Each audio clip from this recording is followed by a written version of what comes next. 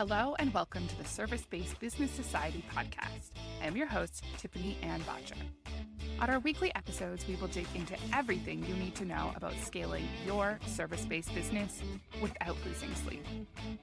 With my experience in creating over 7 figures per month and a passion for marketing, finance, and automation, this show will provide tangible tips and techniques for scaling your business. Let's get started.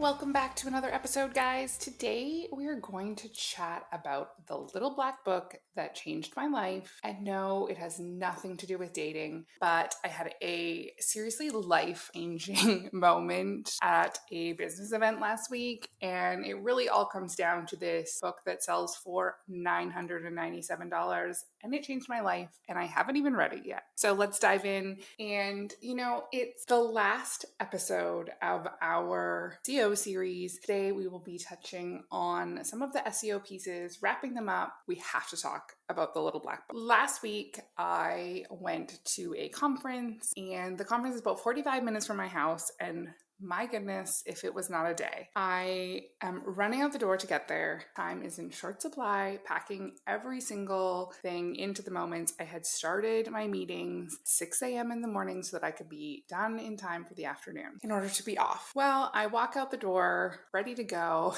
and I realize that my car, which hasn't really left the driveway, has not been washed. I took my son to camp. So we were up and down a gravel logging road 5 days in a row, and my car was completely indistinguishable. So I'm like, okay, first things first, we have to hit the cars. So already I'm feeling like that little bit rushed. And it wasn't really until I got to the conference and I walked in that I really realized I hadn't done this kind of thing in a while. Number one, I don't really leave the house anymore. I work from home for the most part. And, COVID has changed so much. I used to do things like conferences, travel all the time for work, and now I just really kind of stay home. And so this is a local conference. Here I am, and I'm about to walk in, and I just really had this moment of insecurity. And it really just reminded me that when we're not doing things all the time, if we're not flexing a muscle, we really lose it. It takes a lot to build, and it's easy to lose. It's the same thing for fitness. It's the same thing for, your confidence muscle, whatever it is, however you describe it. But and so I head into this event, just a little bit of background history on the event. So this was a Dan Locke event. He's a high ticket closer. It's a coaching program. Basically, this is a 3-hour event. And, Dan Locke is from my local area. He's from Vancouver. And so, I was super excited to be at this conference. However, sales is not really my thing. And so, if you have been listening to the podcast for a while, you realize that sales is really this piece that I've kind of struggled with in my business. Not generating sales. I've made all of my sales targets, but it doesn't feel good to me. I feel uncomfortable in selling. And I really have tried to lean into it and work on it. And so I continue to lean into it and work on it. Now, really, I just have never done it. I've always been, the introverted nerd who really was totally fine working with the computers instead of the humans. And so, when you have your own business, ultimately there is this transformation that needs to occur in order to sell yourself, your business, and your services. And it's not something that really comes naturally to me. And so, I continue to hang out with the marketers and, do the masterminds and attend the events and read the books. And I really try to just immerse myself in this area that isn't as comfortable for me. Often talk about the comfort zone and how, we need to be really pushing up against the edge of the comfort zone or getting out of the comfort zone. And I have really tried to embrace being uncomfortable. And I've almost gotten used to being uncomfortable. That was until the event. I come in running almost late, sitting down, and the event is basically it's almost kind of like a wedding reception where you have 8 to 10 people seated around a round table. And so I get brought to my seat, and I'm right on the aisle, and everyone at the table is silent. All the other tables around, everyone's kind of chit-chatting, doing their thing, but not our table. It is silent. And in the back of my mind, I'm like, oh no, am I gonna have to break the silence? I didn't break the silence because I was like, oh my goodness. It was that initial moment of like, oh, it's like this twinge of not even like self-doubt. I guess maybe it is self-doubt in just saying, what are you doing here? This is a marketing type event. Most of these people, sell really high ticket services. And in this moment of a little bit of like insecurity, I guess you could say, here I am thinking, what am I doing here and why is it so quiet? So anyways, we carry on. The event gets going and Dan is on fire, incredible. He is bringing incredible value and I'm really enjoying the conference, and any doubt of why I was there, should I be there, completely washed away. I furiously taking notes and just really enjoying everything that was going on until Dan comes up the aisle holding this book, The Little Black Book, and he is explaining that this book sells for $997. And at first thought, that's crazy. Who buys a book for almost $1,000? Then I had flashbacks to university and I was like, okay, so I have bought some pretty expensive books in my day and really it's about the content. So this is kind of going on in the back of my mind. But he is explaining that, when he wanted to sell this book, his publicist thought he was crazy because no one buys a $997 book. And turns out people do buy the $997 book because of the content that's inside. And the only other place you can get this content is through other programs, which are significantly more expensive. Lesson number one, value here is relative. So we carry on and he's walking and talking about this book and he walks up to me and he says, so, here comes Sally Self-Doubt and she's back. And she's like, oh my gosh, he said, stand up. He's talking to you. And I'm like, oh my goodness. So I stand up. Now, Dan is not very tall and I am tall. And so right away, I already feel kind of like that. Oh boy, just kind of felt tall and awkward. And he says, hold the book. So now here I am holding this $997 black book. And he says, tell me this book. Oh my goodness. Well, let's just talk about the two different little voices going on. So number one is, Sally Self-Doubt. And she's like, what? You can't sell him this book. You can't sell anything. What are you even doing here? You don't know what to say. And the other part of me is thinking, oh my goodness, you have to say something. Everyone is looking at you. You can't say nothing. And so I took a deep breath, knowing that I really didn't even know where to start on selling the $997 book, knowing that the reason I was at the event was because my sales skills were not going to sell that $997 book, because that's not really, to date, when I look at, the relationships with my best clients and connections I've made and whatnot, it's ultimately, there's a problem and a solution, and I bring forth the solution. And, we talk about, within our agency, optimizing operations, saving time, boosting profits, all of these types of things. So people, clients, businesses come with a problem and I present a solution. So this is very different than standing in front of a group of people, everybody watching you, and using some kind of sales. Anyway, I will spare you the details on how terrible it was, but say a few things, not the right things. After, and the gentleman who went after me, he did a much better job. And ultimately what it came back to was he asked way more questions. I didn't ask any questions. And so, it now, even just talking it through, it really makes me think, okay, well, we don't know what problem we're solving. We don't know if the book even solves the problem if we don't ask the question. Now I have held this book in my hands and I've handed the book back. Dan very nicely said it was a good attempt, and he carried on. Through the event, he called on several other people, but of course I was the first one, so it was really unexpected. Totally caught me off guard.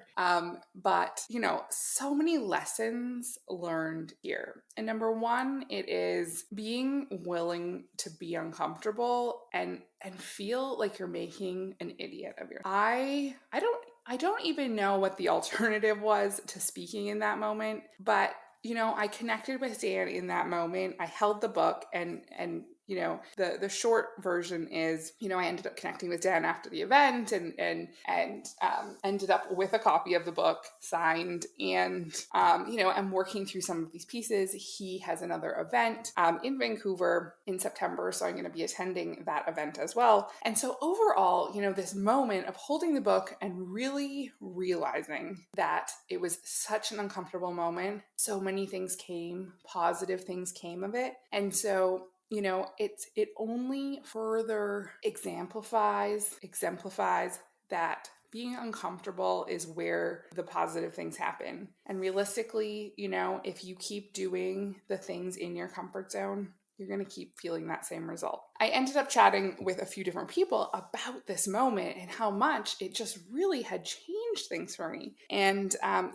what it really highlighted for me is how many situations, how many times, there's lots of people that feel this moment of, oh my goodness, should I even be here? And the answer to that is, if you want to be, you should be there. And, that being willing to show up for yourself, even if you fall on your face, because to be honest, reflecting back now in the moment, thinking I didn't do a very good job selling the book. But in that moment, I took the first step. And what it did do was open up some additional opportunities for me now to be able to lean into this skill and improve something that I really want to be better at. And, I'm excited about this journey and excited about the progression. So here it's sitting on my desk and it's ready. I have been wanting to dive in. And it's, this last week before summer is up. And so it's just been absolutely super busy. And I really try not to start a new book before finishing off an old book. Working through the end of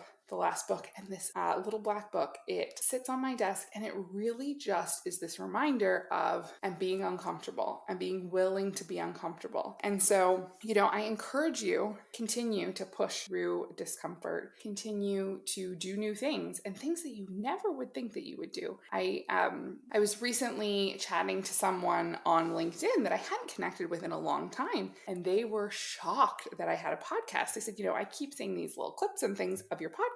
And I have to say that I'm really surprised. And I said, well, why is that? And they said, I never would have imagined you doing a podcast. You're very quiet and whatnot. And so there was, this discussion of, being willing to show up. And I said, interestingly enough, the podcast is one of my favorite pieces of my business I look forward to every week. I have met and connected with some incredible entrepreneurs and been able to share guest episodes with them and even work with and refer them to my clients to them, myself as well, really creating this incredible network. And one of the parts that, I really wanted to be different when I left, the corporate space and wanted to start my own business was this focus on community over competition and really embracing the fact that everyone has their own strengths. So, as much as the podcast maybe seemed a little bit surprising at first, it truly does support the bigger objective, which, as you know, is one of my big things. What is the objective? I wanted to share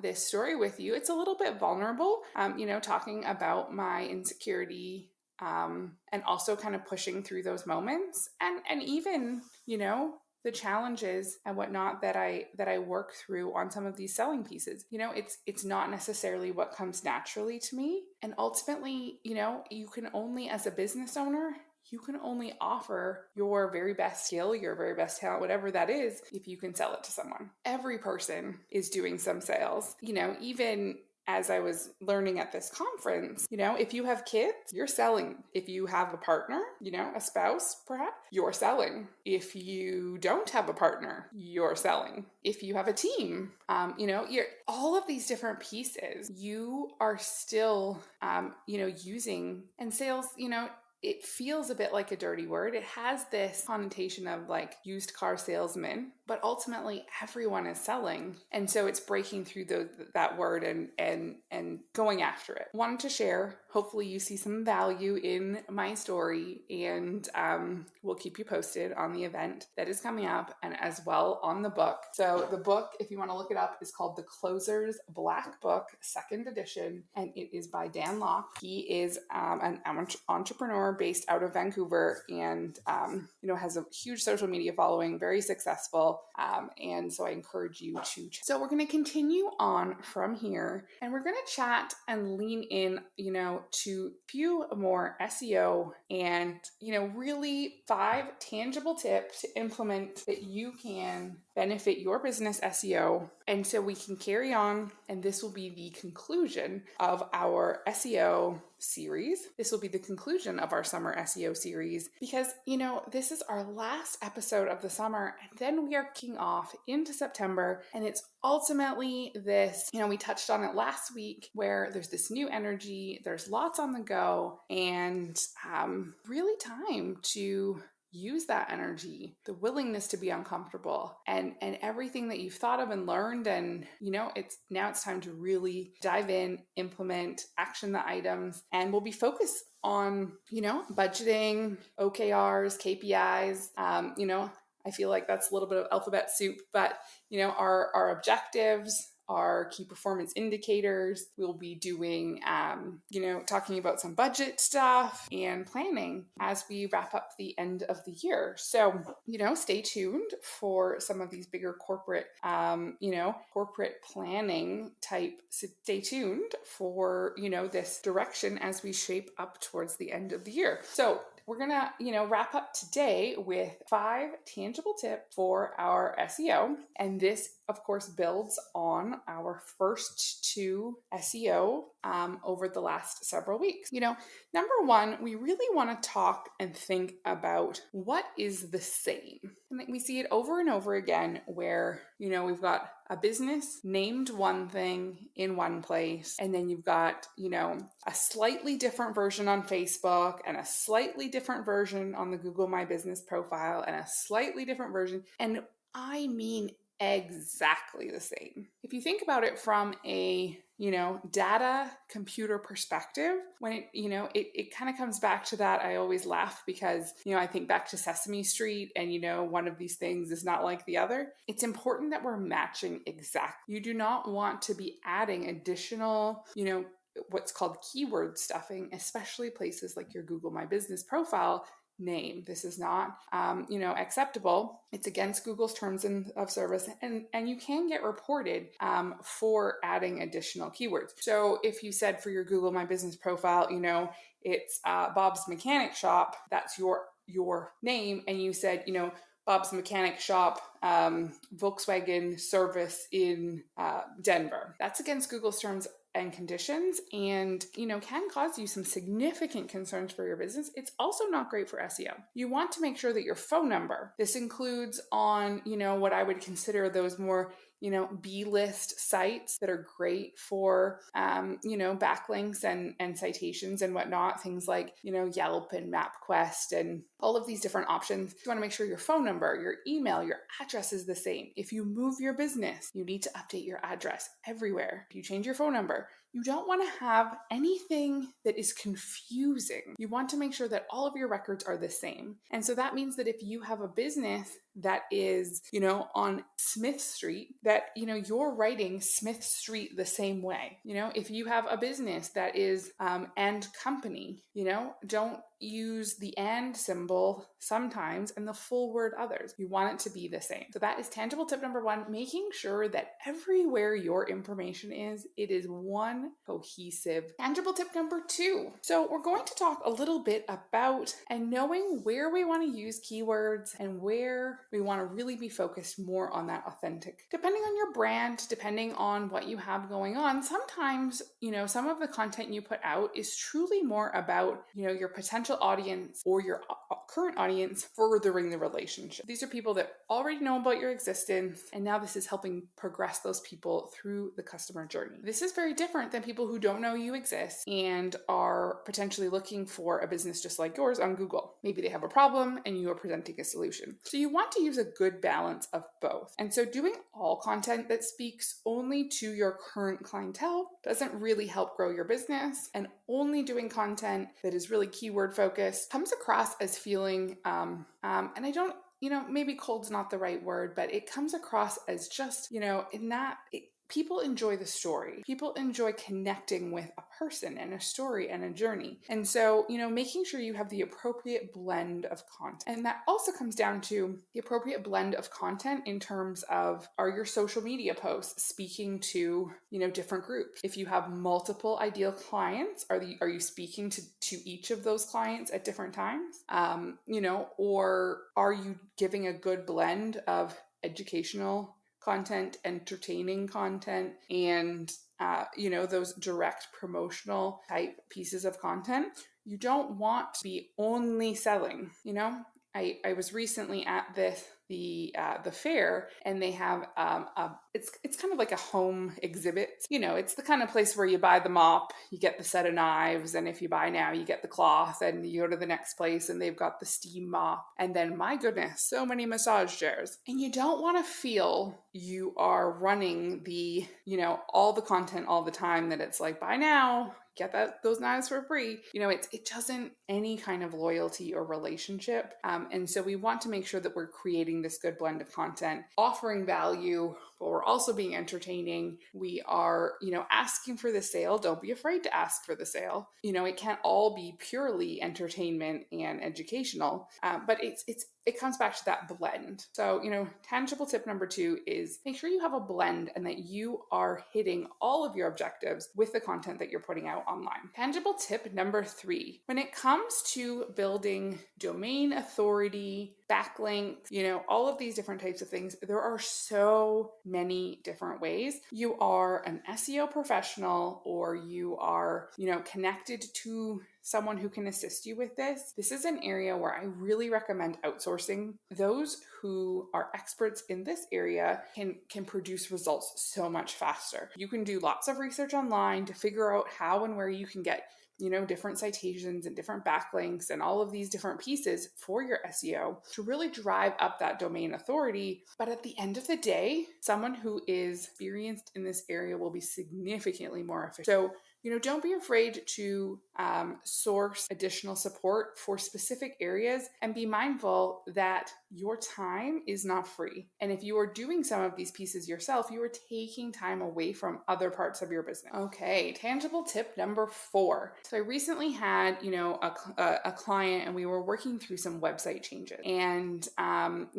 some pages got taken down off the site. They were replaced with some new pages. And when it comes to SEO, we always talk about it's the long game. And so those pages that got taken down, the effect that had on the SEO reports was immediate, and the other new pages hadn't started to index yet. Not ideal, but all part of this process of making some adjustments to the website. But of course, the report has lots of red everywhere, lots of this is down, that's down, this is down. But you have to take a step back and think logically, and say, okay, we know that we've made some big shifts and changes. We can see the effect that has had, but we also know that all these other businesses that we're competing with, they haven't all made so many changes that it's going to be we went from top 3 to down in the 80s overnight. That is a direct correlation with these changes that you're making. So don't panic. Wait for new pages to index, and really realize that SEO is a gradual process for the most part, and panicking really doesn't serve any purpose. And continuing to refresh SEO reports and those types of things, it can only add additional stress. Yes, you should be looking at these reports, but it's kind of really like, the, I guess, controversial, and I'm not the expert to weigh in, but should you weigh yourself every day? Is there benefit to standing on the bathroom scale every morning? It's the same thing with the SEO report. Ultimately, this is something that you can be looking at weekly, even monthly, and really reviewing what's working and what's not. But keep in mind, anytime you're making those big shifts, removing whole pages, moving things, in this particular instance, we were moving a website from one platform to another. These kinds of things can have an effect, but know that you just need to keep your eye on the end objective and realize it's all part of it. And our last tangible tip for our SEO series really talks about knowing the place of SEO in your marketing structure and coming back to, what is the end objective of the business? What is the marketing supporting? And how does SEO serve? If you want clients tomorrow, SEO is not going to be the way you're going to get there. SEO is the long game. It's something that you want to be investing in. It's also not for everyone. If you are primarily an online business, SEO might not be necessarily as important for you. Social media may be more important for you. That's all the time we have for today, guys. And that is the conclusion of our SEO summer series. And next week, we'll be back with another special guest. Join the Service-Based Business Society Facebook community. Make sure you head on over to Facebook and we can continue the conversation. Be sure to also follow the show by going to any podcast app and searching Service-Based Business Society. Click subscribe, click the 5th star, and leave us a written review. Have a great week, and we will see you soon.